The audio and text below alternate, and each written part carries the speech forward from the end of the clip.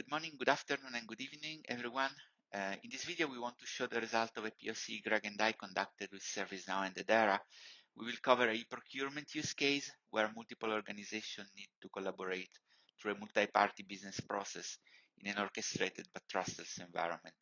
We will do that establishing a ServiceNow AppNet that represents a multi-company value stream. So this is the agenda for the session. Firstly, we will briefly present the e-procurement use case. Secondly, we will describe the AppNet architecture and how we can leverage that for e-procurement.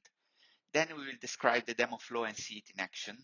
And finally, we will conclude with a few takeaways. Let's start with the use case then. In a traditional negotiation system, the buyer needs to establish one-to-one connections with every supplier.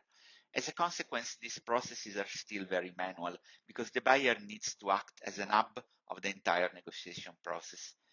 In an e-procurement setup, the suppliers constitute a network where the buyer can submit its request and select the best bid. This setup provides a greater opportunity to digitize a multi-company business process using a common protocol. The supplier network must be trustless because it contains entities which are in direct competition. Hence the benefit of using a distributed ledger technology like Edera in order to guarantee these interactions. The concept of e-procurement is widely discussed in the book by Dr. Larsen that has been recently published. As we are keeping the demonstration quite conceptual, I would recommend this book to dig deeper in the industry needs and experiences. E-procurement is extremely relevant across multiple industries. Public tenders are a sweet spot for optimization and better transparency.